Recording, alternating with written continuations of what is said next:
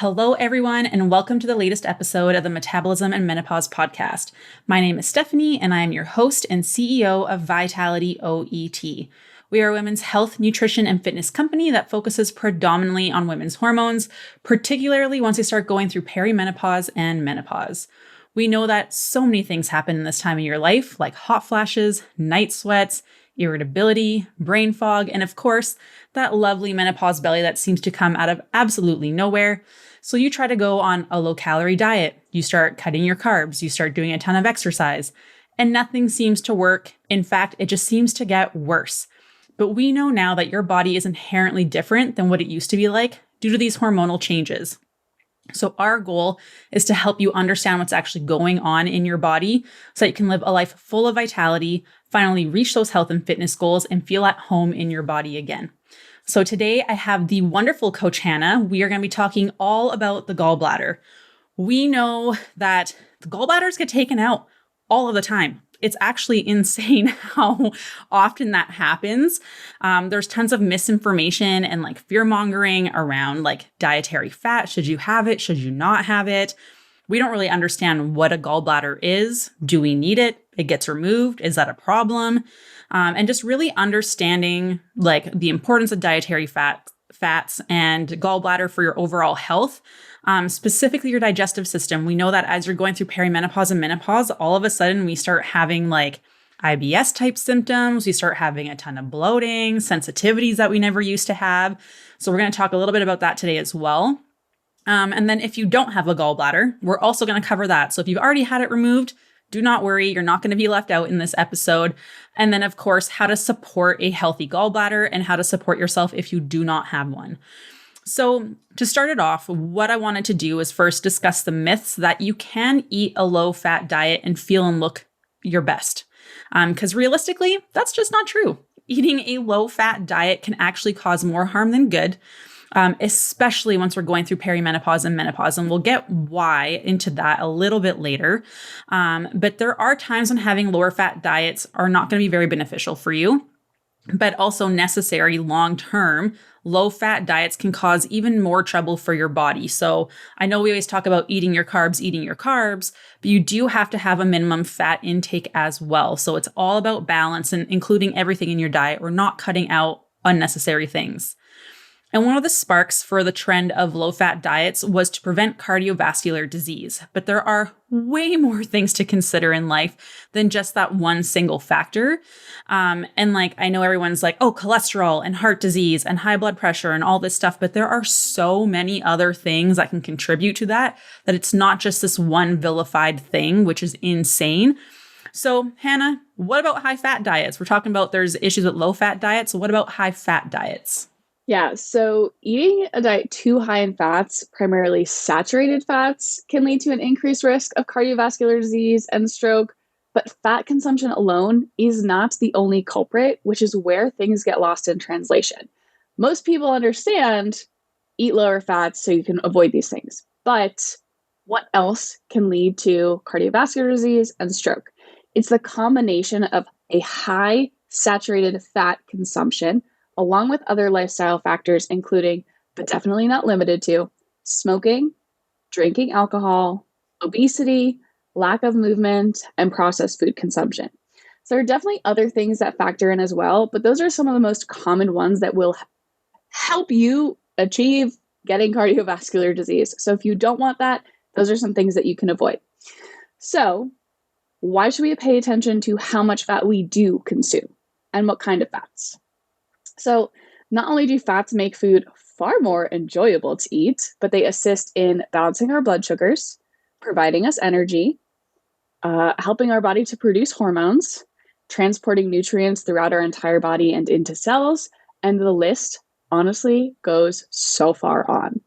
Life without fats is also a life lacking in flavor. If you've ever cooked something and feel like it needs more flavor, you can likely add some olive oil or butter and a little bit of salt, and all of your problems will be solved.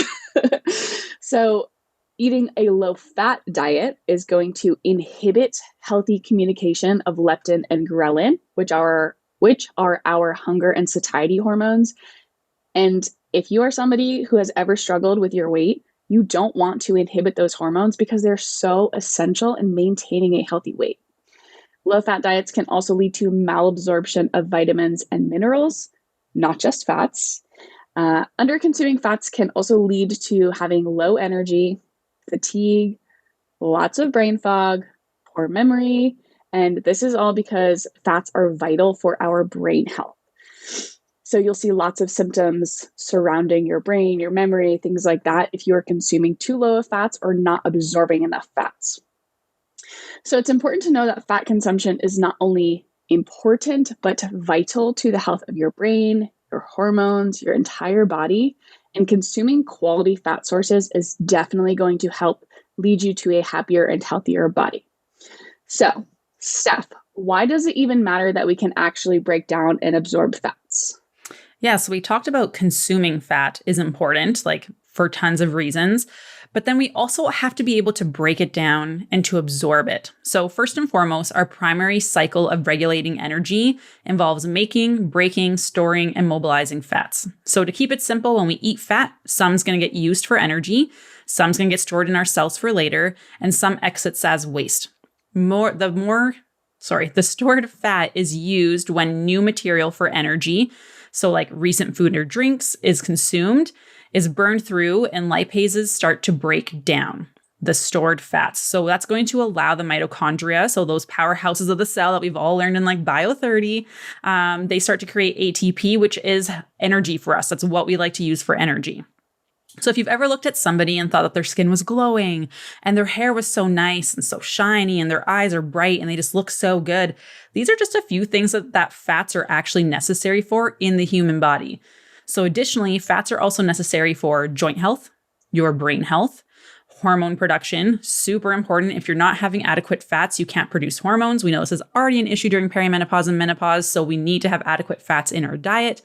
Important for nutrient transportation, vitamin absorption, so it's only certain vitamins that can only be absorbed when there's fat present. Helps with organ protection, and honestly, the list just keeps going on and on and on. There's so many benefits, but we have to be able to actually absorb and break down those fats in order to get those benefits. So not just eating them, everything else has to be working properly as well. So there are fats that we consume in our diet that the body cannot make on its own. And these are called essential fatty acids. That word has probably been thrown around before. You've probably heard it. And we need these essential fatty acids, omega-3s and omega-6s, for optimal health. So consuming, and of course being able to break down and absorb those fats, has been shown to reduce cardiovascular morbidity. So actually improve your cardiovascular system. You're going to have a lower risk of developing those cardiovascular diseases. Actually helps improve your vision, which I know a lot of us struggle with. I am so blind, it's insane. I'm going to blame screens for that one though. And brain health. It helps prevent neurological disorders. It helps with diabetes risk. It reduces your risk of hypertension, so high blood pressure, arthritis, and so many more things. So it's really important. Like omega-3s, for example, are so great for anti-inflammation, which we know we already struggle with perimenopause and menopause when those estrogen levels go down. So it's important to make sure we're getting these proper ratios of fat in our diet. So clearly there are many benefits when it comes to consuming adequate amounts of these essential fatty acids, but consuming is only half of the battle, like we already talked about a bit. We need to be able to absorb them properly so that we can use them. And this is where the gallbladder really comes into play, as well as bile production. They are so important for this entire process. We talked about there's certain vitamins that you can only absorb with fat, and this is your vitamins A, D, E, and K, and they get stored in fatty tissue in the body. And without being able to absorb and break down fats in the digestive process, you are also going to have a really hard time maintaining adequate and healthy levels of these vitamins. So I've talked to so many people who are like, oh, my vitamin D is always so low. I always struggle so much. And it's like, okay, so A, you're probably not getting enough of it in the first place. But B, you might be taking supplements without fat and your body's not able to break down fat. So there's multiple things that can be affecting this. It's not just you're not getting enough of it. So Hannah, we talked about the gallbladder. Let's really get into it. What is it? Why does it matter? How does it help with fat breakdown and absorption? Why do we need it? Because again, it seems like everyone I talk to, so many women in our program alone, really have had a ton of their, so many people have their gallbladder removed. It's crazy. So Why do we even have it? Why is it necessary? Why do we just take it out all the time? Yeah, it's honestly insane how many people have had their gallbladders removed. I've worked with clients where like a year later, I find out that they have no gallbladder. I'm like, you didn't think to tell me this when we were talking about your medical history? Like, that's important. But doctors are like, yeah, it doesn't matter. You can live life without a gallbladder. Like, I remember growing up hearing people be like, I don't know why we have gallbladders. We don't need them. And now I know, yes, they're so important. You can live without one, but it's much better to live with one. Mhm. So let's talk about what the heck it does, because if anyone is like you and I, they probably are not sure. So, first and foremost, the gallbladder is an accessory digestive organ. So, we know the big major organs in digestion: small intestine, large intestine, stomach, but we've got some accessory organs as well, and the gallbladder is one. It's connected on one end to our liver and on the other end to a small intestine. And what happens here is the liver will produce bile, and from the end that is connected to the liver, bile goes into the gallbladder, and then the gallbladder is that storage tank for the bile until it's needed in digestion. I like to call it this funky little thing with great power in helping us to have healthy bowel movements, absorb nutrients, particularly fats and fat soluble vitamins, like we were talking about, and to live a life that is happy and healthy, and of course, full of vitality. So, why the heck do we need a gallbladder? In short, we need it to help us break down those fats in the digestive process. The liver is going to produce bile salts, and the bile is then going to get stored in our gallbladder, like I mentioned. But the job of the gallbladder is to release a precise amount of bile into the small intestine based specifically on the amount of fats that you have consumed. So your mouth signals to the rest of your body, or to your brain rather, how much bile needs to be released from your gallbladder to digest the fats that have passed through your mouth. It's really fascinating. So, what happens then after the bile is released from the gallbladder is that it aids in the emulsification, so the breaking down of fats. So, think about taking bigger fat molecules, because usually there are a bunch of them all stuck together, and breaking them apart into smaller ones. So, eventually, lipases, which are one form of digestive enzyme that we have in our body, can do its particular job of breaking those down into even smaller molecules, which are then eventually going to be able to be absorbed and utilized by our body. So, another job that the bile in our body does is neutralizing the highly acidic material that enters our small intestine from our stomach. This material is called chyme.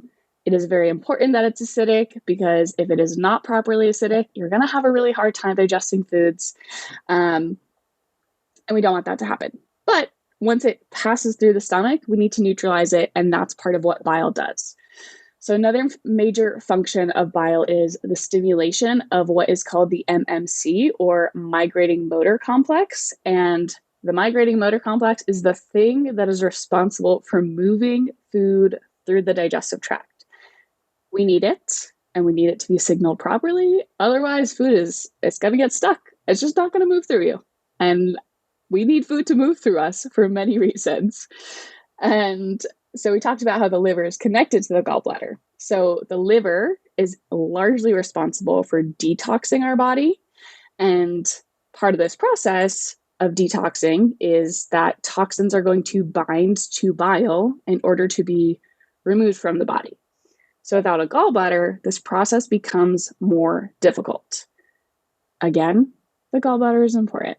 So another responsibility of bile in our body is removing cholesterol from the body as well. And so if bile production is inhibited in any way, or the gallbladder is not there to release enough of the bile, cholesterol becomes less water soluble and can then build up in our biliary systems, which can cause gallstones to form. If you don't have a gallbladder, the stones will form in your biliary ducts. If you do have a gallbladder, they can form in the ducts or in your gallbladder. Either way, we want to avoid them. So, Steph, I will let you talk about biliary dysfunction and factors influencing that. Yeah, so I think some important things to note that Hannah mentioned is like, you'll notice that like it's not going to neutralize the stuff coming out of your stomach into your intestine, which is not great. It's highly acidic. So you can imagine that's not very good for our gut health and our lining. It's going to slow down the movement of like digestion if we're not getting enough bile in there as well, which is really important. We're not able to break things down and get it out of our body. So now we have stuff that we can't detox and get out. So then we have like more things building up in there. It's not going to be able to remove cholesterol, which is going to cause cholesterol to come up. So you can tell this is very important. So there's a handful of ways that our gallbladder can let us down, but there are some really important factors to note that can lead to these kinds of dysfunctions if things aren't working properly. So some of these factors are women are far more likely to experience gallstones and other gallbladders dysfunction. Awesome. So we've already talked about how we're at higher risk of like having hypothyroidism. We're already at a higher risk of like losing our like bone density as we go through perimenopause and menopause, losing muscle mass. It's hard to put on muscle mass. You have a lower stress tolerance. And now you've also learned that you are more likely to develop gallbladder issues. Freaking awesome. We're just always a bearer of good news, I feel. It's just great to be us, right? And then age. Over 1 in 4 women 60 years and older is going to experience gallstones. 25% of women that are over 60 years old. That's not fun. In both men and women, the occurrence of gallstones formation is going to increase yearly. So the older you get, the more likely it's going to happen, which again, awesome. It's a great process getting older and dealing with all these things and being a woman. Then there's weight. Obesity increases the likelihood of gallbladder dysfunction, especially in women. Estrogen, super important, has been shown to increase bile cholesterol and decrease gallbladder contractions. So women of reproductive age or taking estrogen-containing contraceptives are unfortunately have a 2-time increase in gallstone formation compared to males. So yippee again. And then, of course, we have chronic illnesses that lead to neuropathy, like diabetes, for example. So all these things can contribute. Unfortunately, gallbladder dysfunction is incredibly common. That doesn't mean it's normal. It's very common. Those are two very different things that we need to differentiate between. 10 to 20% of the world's population will develop gallstones at some point in their life. Though on a positive note, only 80% are symptomatic, so only 20% of those people are going to feel symptoms. 80% are asymptomatic, which is great. However, for the 20% who do experience symptoms, many will end up having their gallbladder removed. This is called the Hannah, help me. I'm so bad. I'm not able to say it. It's okay because I literally had to play it over and over on Google yesterday to make sure I had it right. Cholecystectomy. Yeah. So we're just going to say taking your gallbladder out. That's all we're going to go with. That's the easiest way to go. Because I'm going to butcher it every time.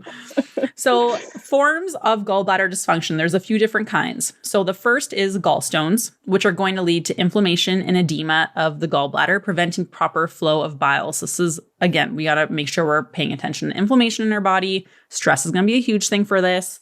Also clogged ducts.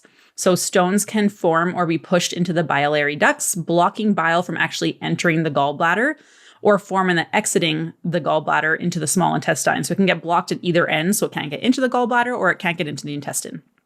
And then there's biliary stasis, which is the thickening of the bile. So Hannah, what are some signs that people can start looking for that could potentially point them towards gallbladder dysfunction? Because then once people are more aware of it, they can start doing something about it, right? So what are some signs and symptoms that they can start watching out for? Yeah, for sure. And these are things that I feel like more people need to know because, I don't know, random pains in your stomachs, people are like, oh, is it in the lower right side? Like it's your appendix. But nobody knows what pain in the right upper abdomen that can go around your waist to mid back or even up to your scapula is. And that is a sign of gallbladder dysfunction.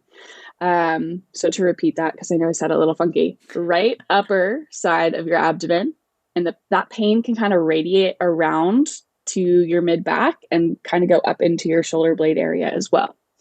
Some other signs are trouble digesting or having pain from consuming fatty foods or greasy foods, feeling nauseous or just generally bad after meals that contain a decent amount of fat. So this could even be like having a hamburger that is made, typically burgers are like 80-20 beef, bloating and flatulence, typically worsened after meals, clay-colored stools, and dark urine. And then there are also some common gut troubles that can lead to dysfunction with the gallbladder as well. So these are things like leaky gut, dysbiosis, GERD, and generally IBS. And all of these can lead to malabsorption of fat, pH imbalances, like we mentioned, the necessary for acidity in our stomach, but then, balancing that out in our small intestine. Can also lead to inflammation and other GI issues, which then have the potential to inhibit bile production. So many of those issues will also cause weight loss resistance. So supporting a healthy gut is essential for weight loss, weight maintenance, and a generally happy life, because I swear if you poop every day, you're much happier than if you poop every 3 days or even every other day. Yeah. Oh, yeah. Big time. Yeah. So I'm sure that there are a lot of people listening who are like, oh, yep, check, check, check, got all these things. What the hell do I do now? So how should they approach getting help from a doctor, Steph? Yeah. So if you think that this could be an issue, especially if you're having a lot of those symptoms of like the pain after eating certain foods and stuff, it's like a pretty big sign. You can go and ask to get these blood markers tested. So alkaline phosphates, a total protein, bilirubin, you want the total number, LDH, AST, ALT, GGT. I'm going to put these in the show notes for you as well, so you guys can have that list there for you. And if any of those markers are high, it's a sign of liver, biliary, gallbladder dysfunction in some way, shape, or form. Then you can look at your triglycerides. If they're low, that's possible that it's also a liver and biliary dysfunction. And then your cholesterol, so the total, if it's high, it can be a sign of fatty liver or biliary stasis. So that's the thickening of bile. And if it's low, it can be a sign of liver or biliary dysfunction.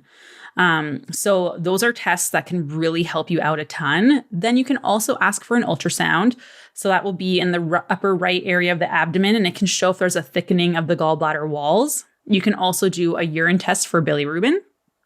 And in some cases, an EKG can be considered, but going through the blood testing and ultrasound are the least invasive and most common. So that's kind of how I would approach it. We'll put that in the show notes for you guys again, so that you can have that list there for you. So I know a lot of women just in our program alone have had their gallbladder removed. So what happens if that's already occurred? A lot of people are like, I don't have one. Does this even apply to me?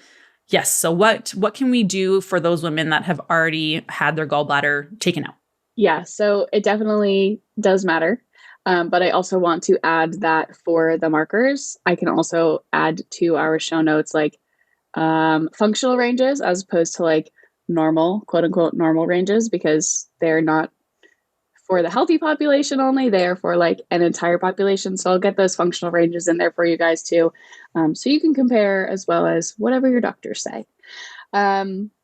Many of you listening have had yours removed, or you have a family history of gallbladder dysfunction or removal, or you know people who have had them removed, and maybe you still have yours and you just have no idea what the gallbladder is. But let's talk about what to do if you have already had it removed.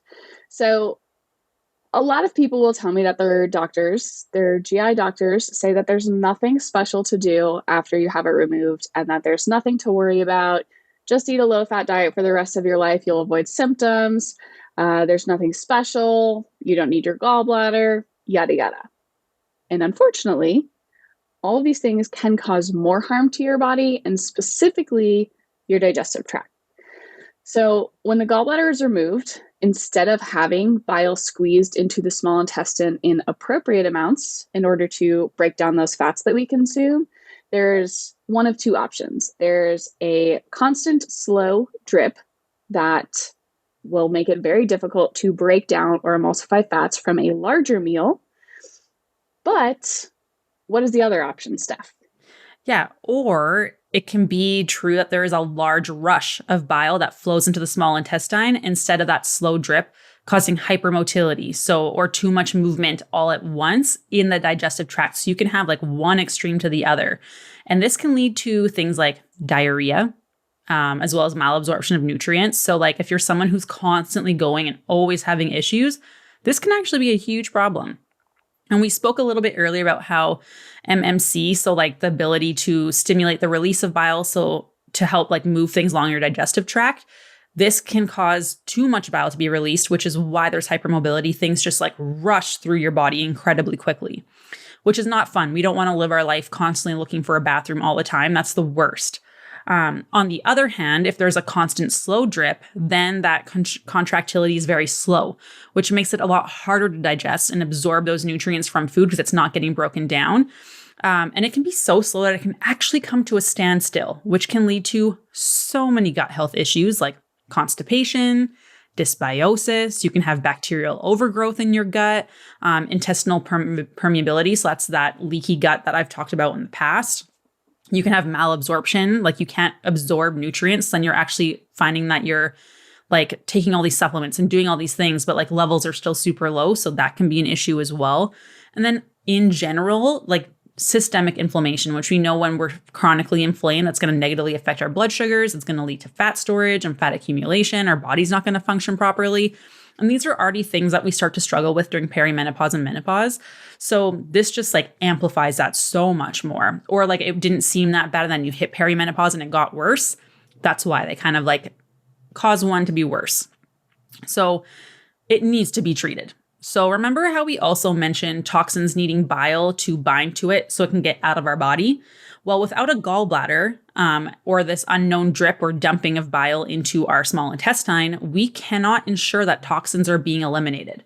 So this can cause a re-release of these toxins back into our bowels. So for example, like we've talked about, like with estrogen dominance, for example, sometimes we're not eliminating enough or things aren't getting out of your body soon enough, or it's not broken down properly. It just gets reabsorbed into your body again. So it's not that you have a production issue. It's that you haven't like getting it out of your body issue. So it just keeps getting reabsorbed, causing a ton of issues, which again, we do not want.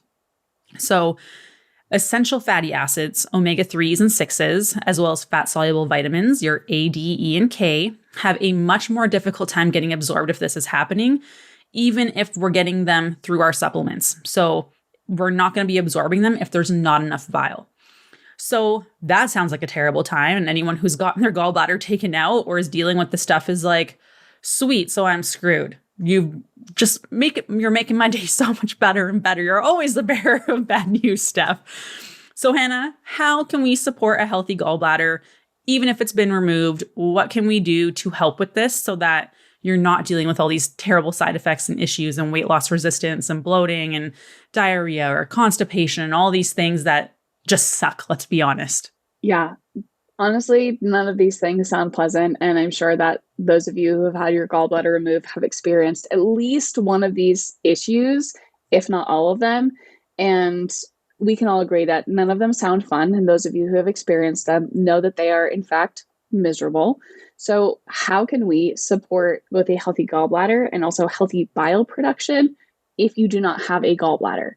So if you don't have a gallbladder, I also just want to say that these are things that should and realistically can be done if you have had that gallbladder removed. So number one is going to be consuming more bile-supporting foods. So bitter foods stimulate the liver to create bile, which is then going to lead the gallbladder to excrete bile. And regularly flushing our gallbladder of bile is going to help prevent gallstones. So what are some of these bitter foods that can help? Jerusalem artichokes or sunchokes. I know they have some other names as well. They're kind of like potatoes, but kind of with a nuttier flavor. I think they're delicious. Those are an example. Lemon juice, actually. So I'm here drinking some lemon water. Even lemon water can help with that bile production. Celery, ginger, dandelion root. So you can buy tea that has dandelion root if you don't know how to cook with it. Milk thistle, arugula or rocket. I don't know what you guys call it. We call it arugula. Turmeric, cinnamon, dark chocolate, coffee, apples, and extra virgin olive oil are just some examples. So throughout that list, you can see that there are varieties of like sweet and savory places where you can intertwine these foods. But the importance is that they are the bitter foods that will create this secretion of bile. So hold on. You guys call arugula rocket? No. We call it arugula. Who calls it rocket? People in the UK. Oh, I was like, this is not a Canadian thing. We call it arugula. Yeah, this is not one against me. I wasn't sure what you guys called it because then you guys, we call rockets those candies. What do you guys call them again? Smarties. I actually went to the mechanic this morning and I saw them, and every time I'm at the mechanic, I'm like, them Canadians call those rockets. Because Smarties are like the chocolates here. Yeah, every time this is like such a theme. Like every time the coaches all get together, because like I'm Canadian, Kariana's Canadian, our sales person and like customer service onboarding specialist, she's Canadian. Everybody else in our company is American. So whenever we get together, we're like talking. And Australian. Yep. Oh yeah. And we have Nicole, Australian. So like when we get all together and we're talking, it's so funny how we just like pause and look at each other sometimes. Or like they're like, what are you talking about? Like we call like in winter, like the toques, like you guys call them beanies, I think. We call them no, it's a toque. So like we get into arguments about this stuff all of the time. Same in our group chat. It's hilarious. So side note, I just had to be like, who is calling arugula rocket? That's insane. Yeah, and but now I know. That's the way that it is on menus. I remember the first time I saw it, I was in Italy and I was like, what is rocket? Like everything's in Italian, but then I just see the word rocket. I was like, okay, what is this? I went after ordering enough salads that had rocket. I was like, oh, it's arugula. Okay. Well, now I know. Okay, you know. Good. Continue on with your list of wonderful foods. I just had to pause because I was like, wait, what? Yeah. So those are the bitter bile-supporting foods that we can have. But there are some bile-supporting supplements as well. So you can always supplement with bile building blocks. So that would be your B6, glycine, and taurine. You can also take bile salts as a supplement. And then if you have your gallbladder removed, I would 1000% recommend every single day of your life before every single meal that you have, taking an ox bile supplement.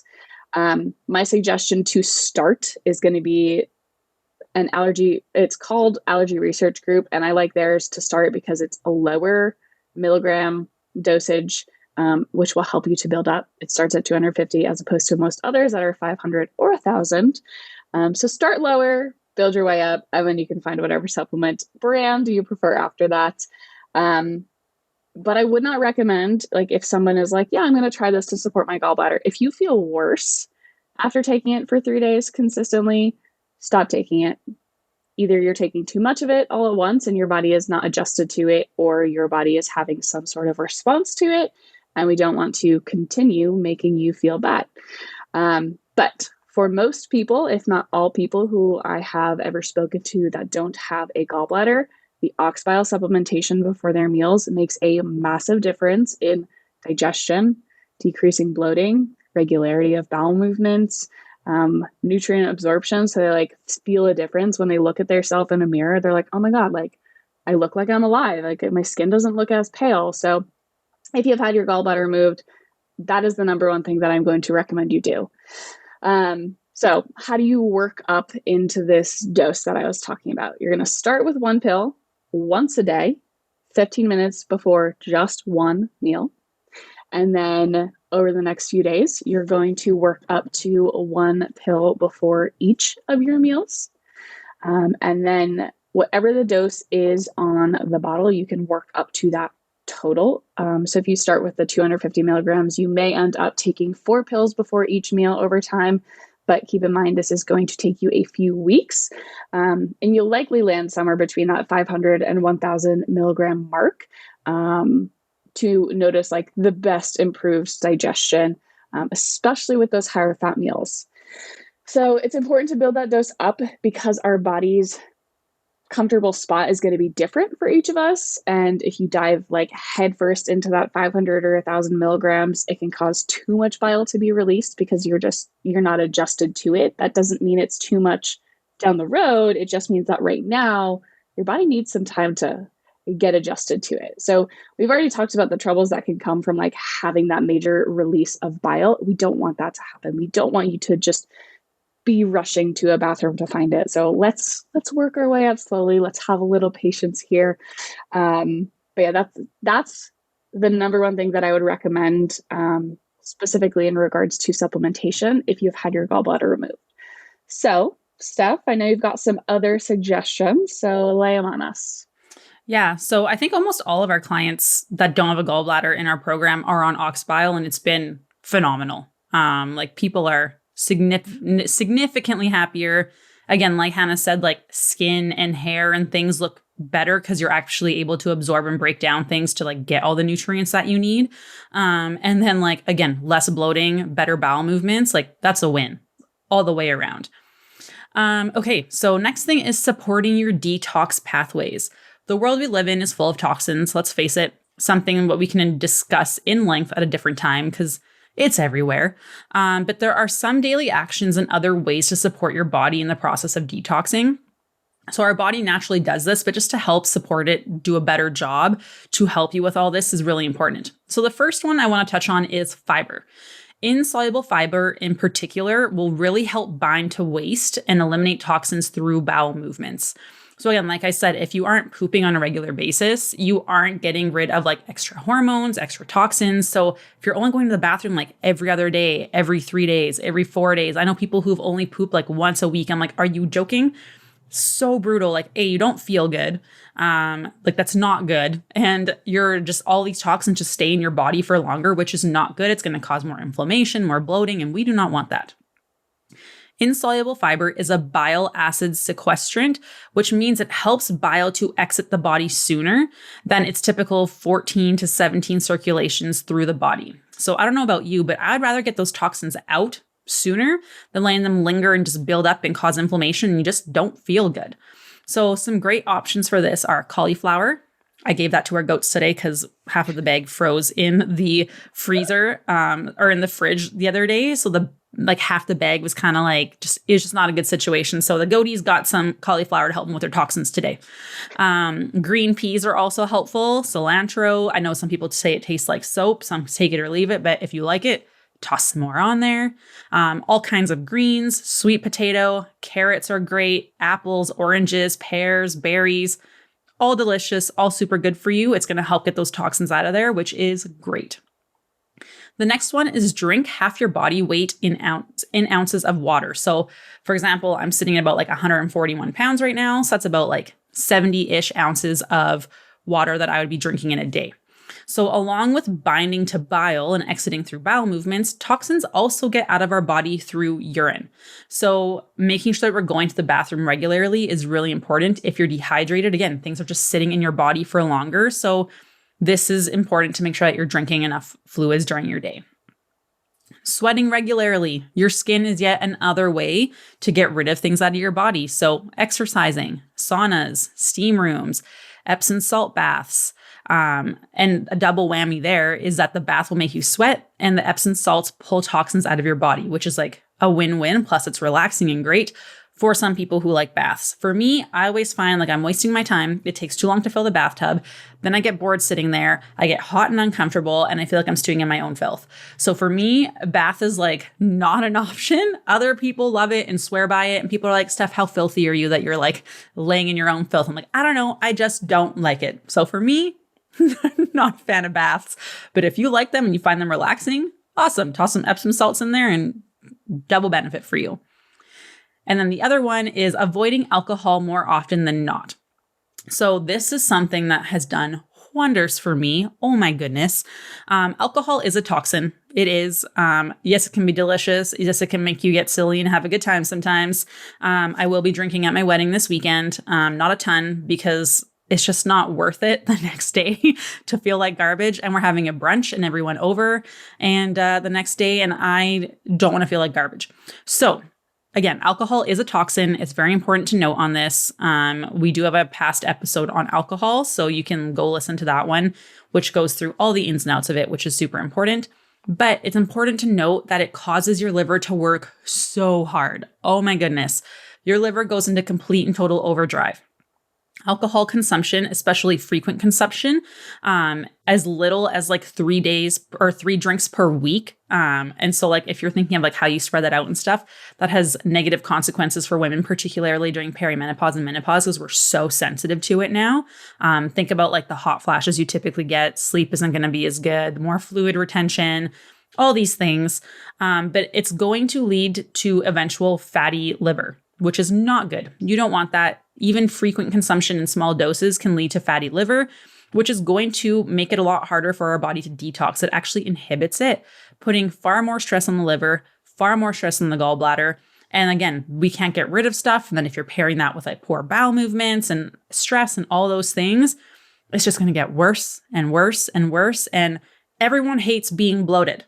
Everybody hates it. So like, this is one thing that like, if you're having your fiber, having your water, and avoiding alcohol more often than not, it is going to do wonders for you. You're going to feel amazing and you're going to look great. And like, again, nobody likes as they go throughout the day and their pants get tighter and tighter. Like, that's not a good time.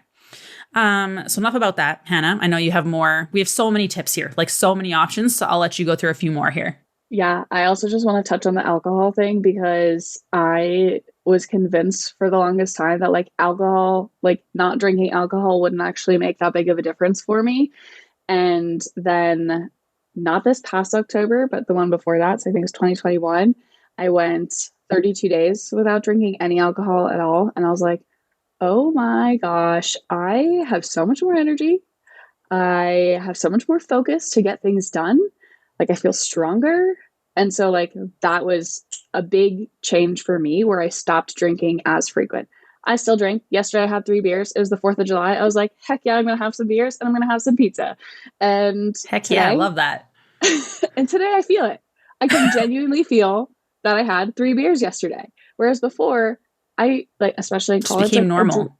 I drank so much that I didn't know what it was like to feel actually energized and see my body function well. And so I just want to like give a second personal anecdote here that like our bodies function so much better when we drink far less frequently. That's not to say you have to give it up forever. Some people, yes, like you don't ever need alcohol again. And if that's you, like great. But some of us are going to want to drink some alcohol and that's okay. It's just important to know the effects it has on us. So yes, I do have some more detoxing tips and techniques. A lot of them are things that I have done personally as well. So next on the list is dry brushing and lymphatic drainage massages. Again, things that I thought were phony, like whatever. And then I started to do them. And I was like, oh my goodness, I feel better. Like my skin looks better. My face is less puffy. I mean, dry brushing is great because you get all the dead skin off your body, which like who doesn't love to be nice and soft? But both of these things, dry brushing and lymphatic drainage massages, are things that you can look up how to do on YouTube. Dry brushes are very inexpensive. And you can even do a lymphatic drainage massage with just like your knuckles and your thumbs and the sides of your hands, or you can get tools for them if you have the finances or you want to. So just look those up. They're very easy to implement into your day in like 5 minutes or less. Yeah, like my massage therapist or osteo, actually, like he did some lymphatics for me when I dislocated my knee, which was awesome. And like just to get some of the fluid and stuff out. And like he worked up like the whole one side. Like it's crazy, first of all, how much I peed after. Oh my goodness, that was wild. But like the bloating and how much better I felt and less inflamed was insanity. So honestly, like getting that done every once in a while can be really helpful. And then doing like the maintenance with the dry brushing and stuff and like the self lymphatics is so helpful. Like it sounds insane. But I'm a huge like health, body, nutrition, all the things. I've tried basically everything, honestly. And like that was the first time that I had got it done. I was just like, oh my goodness. Like my left leg visibly looks smaller than my right. This is insane. Yeah, it really is crazy. And like the sciencey part that helps me to understand it is like all of this massage, the drainage, the dry brushing, like they're helping to improve our blood flow. And our blood flow is going to move things through our body faster. And that's going to help all of these processes that we've been talking about, like toxins eliminating from our body through bowel movements, through urine, through sweat, through whatever it is. Like it's going to help all these things happen faster and with more potency I guess that's like a good word of like, you have potent excretions coming out of you. Like, get those toxins out as fast as you can. But they really do make a big difference. Another thing that is not necessarily something that all of us could do all the time, but if you have the ability to do so, pay attention to what kind of foods you are eating. So eating organic, eating grass-fed and finished, wild-caught, free-range, pasture-raised, and locally grown. If you can do that as often as possible, it does make a difference. And again, I know it's not always possible for everybody. It's not possible for me to do all the time, and I'm aware of it. But if and when you do have the luxury of shopping for groceries in this way, it is so incredibly beneficial for our body, especially in regards to detoxing, because we're avoiding adding more toxins in. A recent obsession of mine is cleaning up your products, because as Steph mentioned earlier, we just live in a toxic world, and so many of the products that we use every single day, that we put on our skin, that we put in our mouths, that we wear as makeup, whatever it is, cleaning products, they're full of chemicals and ingredients that can actually be very harmful to our bodies. And so over time, progressively reducing the number of toxic products that you have and replacing them with non-toxic products is something that can be really, really helpful. It's not a fast process. Like, you're not going to notice it in an instant, but like over the years, you're going to notice a big difference. So one of my favorite resources to find these products is the Environmental Working Group. So you can go to their website. I think it's just ewg.com, but you can also just Google Environmental Working Group and see where your current products fall. You can do a little search on there. It will show you which ingredients in your products are like red versus green or EWG approved. It's a little shocking the first time you do it, but at least personally, I've had like a lot of fun trying to find new products for myself and for like cleaning products and laundry detergent and things like that. So that is something that takes time. It's more of like I'm running out of laundry detergent. Let me look for a less toxic option to buy next. Not like I'm going to get rid of every single product in my house and replace them with non-toxic products, because A, that's unrealistic. B, that's really pricey. Don't do it that way. I agree. And then the last thing is a gallstone flush. So this is definitely a more in-depth and intense, kind of uncomfortable process. Some people claim it doesn't work, but there are some case studies where people have totally eliminated their gallstones and avoided surgery. So there's two sides of this situation here. I personally have done a gallstone flush, and whether it works or not, I felt so much better afterwards. My digestion was improved. I had more energy, not just right after, but for weeks to follow.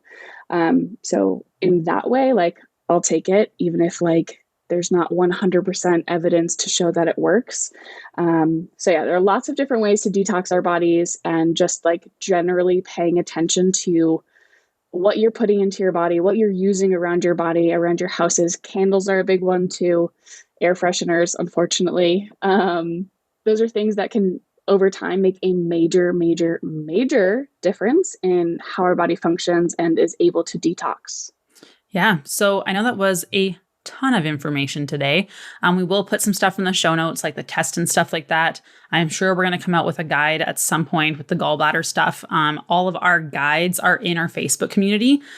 There are guides on literally all hormone options, all hormonal imbalances, ways to approach fat loss, reverse dieting, digestive health, mental health, how menopause affects your brain, all of these things. So if you do want copies of all those guides and past trainings, we do webinars every week.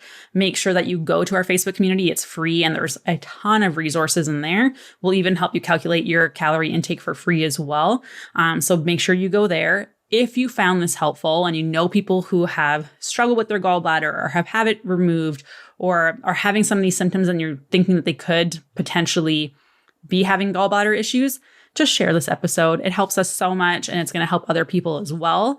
But in summary, to wrap it up, fat is not bad for you. In fact, it's actually necessary, especially our omega-3s and 6s. If you have a gallbladder or not, supporting healthy bile production is key for making sure you're not having any weight loss resistance issues, for your digestive health, to feel good, to look good, absorb things, all that kind of stuff. We not only have to be able to break down and absorb fats, we have to eat them, but also be able to absorb and break them down. And a healthy gut is going to make weight loss and weight maintenance so much easier. If we're not addressing your gut health and your hormones that come with that, you're kind of hooped. Like, we need to focus on improving those things. No amount of cutting calories is going to cause you to get to where you want to be. Plus, you're not going to feel good. Let's face it. So there are a ton of steps that you can do to support your body after gallbladder removal. As you've heard from this podcast, there's a ton of options. So try and focus on just one for now and start moving through those. If you can focus on your water, the alcohol, and fiber, those are huge ones that can really benefit you. You don't have to give up fatty or greasy foods if you have your gallbladder removed. It's not necessary. You just have to be able to work around it and understand how to support digestion as best as you can. You can take charge and make a difference in the health of your gallbladder and your bile production if you do not have a gallbladder. There is so much that you can do. So I know this was a lot of bad news at the beginning, but hopefully you're feeling a little bit better now and have been able to take some stuff away from this. And again, send this to someone that's dealing with gallbladder issues or have had it removed. There's a ton of information in our show notes. Coach Hannah is our gut health specialist connoisseur on our team. She is absolutely amazing. So if you have questions and wanting to work with her, again, you can always reach out. And again, thank you, Hannah, so much for being on, and we'll do this again soon. Yes, thank you so much. This was great. Bye.